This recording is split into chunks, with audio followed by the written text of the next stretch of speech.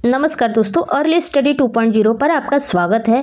आज हम मानव शरीर से रिलेटेड जीके क्वेश्चंस करेंगे और इसमें वे सारे प्रश्न शामिल होंगे जो किसी न किसी एग्जाम में पूछे गए हैं। इसमें कुछ इजी लेवल के क्वेश्चंस होंगे और कुछ हायर लेवल के भी क्वेश्चन होंगे।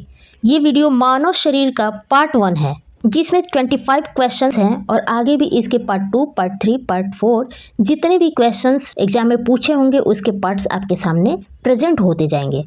तो चलिए शुरू करते हैं और अपना पहला प्रश्न देखते हैं मानव शरीर से रिलेटेड।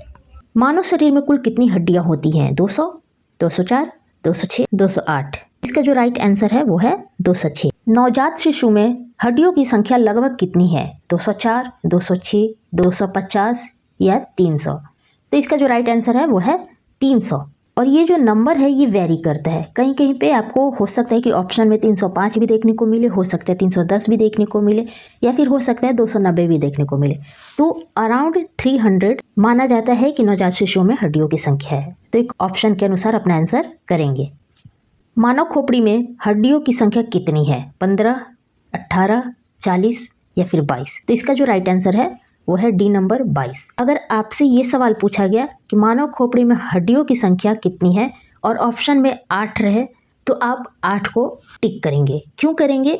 क्योंकि ये जो 22 है हड्डियों की संख्या, इसमें से 8 जो है कपाल में पाई जाने वाली हड्डियां हैं और 14 जो है वो चेहरे में पाई जाने वाली हड्डियां हैं। तो कभी कभी प्रश्न यही रहता है, लेकिन ऑप्शन में आपके 8 को शामिल किया जाता है। ऑप्शन में या तो 8 दिया रहेगा या फिर 22, दोनों कभी नहीं दिया रहेगा। तो आपको उस अकॉर्डिंग अपने आंसर को चूज करना है, ठीक है। मानव शरीर की सबसे प्रबल अस्थि कौन सी है? जांघ की, कमर की, जबड़े की, गर्दन की? तो मानव शरीर की जो सबसे प्रबल अस्थि होती है वो होती है जबड़े की। ये आपको याद रखना है। मानव शरीर की सबसे छोटी हड्डी कौन सी होती है? स्टेपिस, मेडिबल, फिबुला, इनमें से कोई नहीं। तो मानव शरीर की जो सबसे छोटी हड्डी होती है वो होती है स्टेपिज। अब स्टेपिज कहाँ पाई जाती है? वो हमारे कान में पाई जाती है। कान में 3 प्रकार की हड्डियां होती हैं। ये मेडिबल जो है नीचे के जबड़े की हड्डी को कहा जाता है और फिबुला जो है वो पैर की हड्डी को कहा जाता है।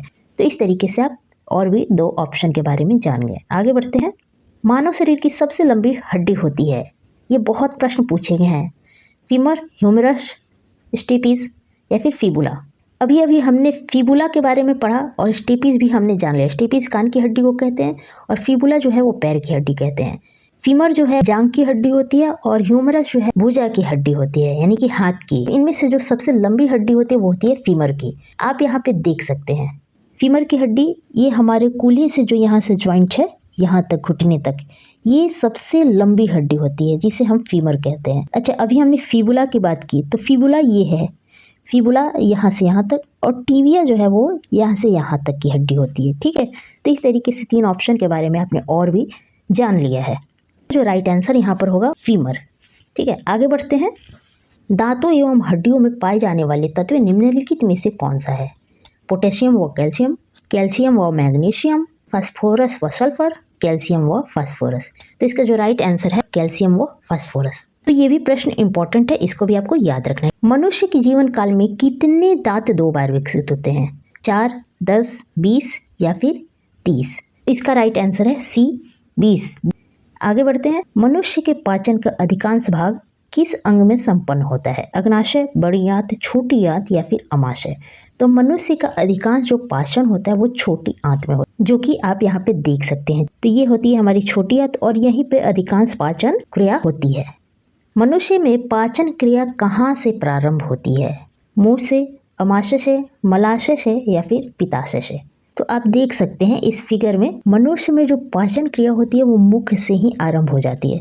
जब हम मुख के द्वारा भोजन को खाते हैं तो वहाँ से ही वो नीचे की ओर सरकने, यानी कि उसका पाचन प्रारंभ हो जाता है, ठीक है। तो इसलिए हमारा जो राइट आंसर होगा मुख से हो जाएगा। लार में कौन सा एंजाइम पाया जाता है? रेनिन, टॉयलिन, ट्रिप्सिन या फिर रेजिन? तो ये आपको याद रखना है टॉयलिन। बचे हुए भोजन में मौजूद विषैले पदार्थ को कौन सा अंग चूषण करता है? अमाशय, वृक्क, यकृत, अग्नाशय? तो इसका राइट आंसर है यकृत, ठीक है। पित्त रस एक थैली में जमा होता है जिसे डैश के रूप में जाना जाता है? मूत्राशय के रूप में, पित्ताशय के रूप में, यकृत के रूप में या फिर अग्नाशय के रूप में? पित्त रस एक थैली में जमा होता है जिसे हम पित्ताशय कहते हैं और ये यहाँ पर मौजूद होता है। आप देख सकते हैं इस फिगर में, ये जो ग्रीन कलर का है ये है पित्ताशय। निगला हुआ भोजन आहार नली में नीचे की ओर गति किस कारण से करता है? भोजन में मौजूद जल के प्रवाह से, गुरुत्वीय खिंचाव से, जल द्वारा बल लगाने से, या भोजन नली की भित्तियों में पेशीय संकुचन से। तो इसका जो राइट आंसर है भोजन नली की भित्तियों में पेशियों के संकुचन से। जब पेशियों का संकुचन होता है भोजन नली में तो ये भोजन जो है वो नीचे की ओर सरकने लगता है। एक स्वस्थ व्यक्ति के शरीर का तापमान कितना है?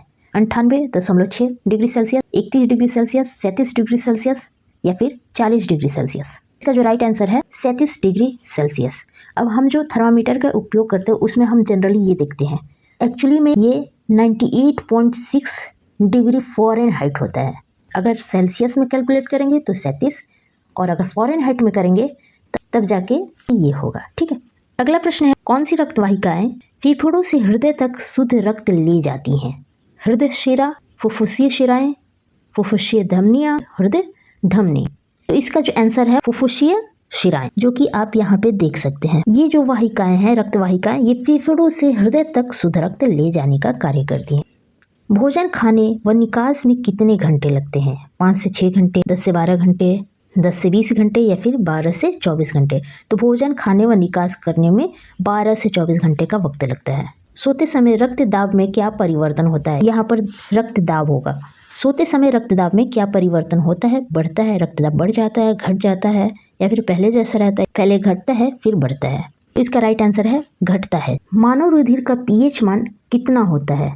7.2, 7.6, 7.4 या फिर 7.8। तो इसका जो राइट आंसर है 7.4। मानव शरीर का रक्त बैंक किसे कहा जाता है? प्लीहा को, यकृत को, हृदय को या फिर किडनी को? प्लीहा को हम स्प्लीन कहते हैं, और ये कहाँ मौजूद होता है वो भी देख लेते हैं। ये जो रेड वाला भाग है ये है प्लीहा, और इसे ही शरीर का रक्त बैंक कहते हैं। तो ये आपको याद रखना है। निम्नलिखित में से कौन सा हार्मोन स्तनधारियों में हृदय स्पंद की वृद्धि करता है? एड्रेनलिन, थाइमोसिन, थायरॉक्सिन या फिर इंसुलिन? तो इसका राइट आंसर है एड्रेनलिन। निम्नलिखित कोशिकांग में से किस एक कोशिका अंगक को आत्मघाती थैली के रूप में जाना जाता है? माइटोकॉन्ड्रिया, गोल्जिकाए, लाइसोसोम, प्लास्टिड? तो इसका जो राइट आंसर है वो है लाइसोसोम को आत्मघाती थैली कहते हैं। मानव मस्तिष्क का कौन सा भाग सीधी रेखा में चलने के लिए उत्तरदायी है? मेडुला, पोन्स, प्रमस्तिष्क या फिर अनुमस्तिष्क? तो इसका जो राइट आंसर है वो है अनुमस्तिष्क। अनुमस्तिष्क आप देख सकते हैं यहाँ पर है, मौजूद है, और ये सीधी रेखा में चलने के लिए उत्तरदायी होता है। राइट जो आंसर होगा वो हो जाएगा डी नंबर, अनुमस्तिष्क। मानव शरीर की किस ग्रंथि को मास्टर ग्रंथि कहा जाता है या फिर मास्टर ग्लैंड? प्लीहा को, पीयूष को, अग्नाशय को या फिर अवटु को? तो पीयूष ग्रंथि को मास्टर ग्लैंड या फिर मास्टर ग्रंथि कहते हैं, और ये कहाँ पे मौजूद होता है वो भी हम देख लेते हैं। पीयूष ग्रंथि जो है वो हमारा यहाँ पे मौजूद है। इस पिक्चर, इस डायग्राम के द्वारा आप देख सकते हैं। हमारा अंतिम प्रश्न है, पिट्यूटरी ग्लैंड कहाँ स्थित होती है? मस्तिष्क में, अग्नाशय में, गला में या फिर किडनी में? तो पिट्यूटरी ग्लैंड को ही पीयूष ग्रंथि भी कहते हैं। तो अभी अभी हमने देखा यहाँ पे हमारा पीयूष ग्रंथि है और इसे ही पिट्यूटरी ग्लैंड कहते हैं, और ये हमारे मस्तिष्क का हिस्सा है। तो ये आपको याद होना चाहिए। पिट्यूटरी ग्लैंड से क्वेश्चंस बनते हैं। अब अंत में मेरे द्वारा आपसे एक प्रश्न पूछा जा रहा है जिसका उत्तर आप कमेंट में देंगे। फीमर अस्थि कहाँ पाई जाती है? अभी अभी मैंने पिक्चर के द्वारा, डायग्राम के द्वारा आपको बताया है। ये आपके ऑप्शन है। इन ऑप्शन में से जो भी आपके राइट आंसर है उसको कमेंट में ज़रूर बताइएगा। मुझे देखना है कि आप लोगों ने कितना सीखा है। चलिए मिलते हैं अगले वीडियो सेशन में और भी जीके प्रश्नों के साथ।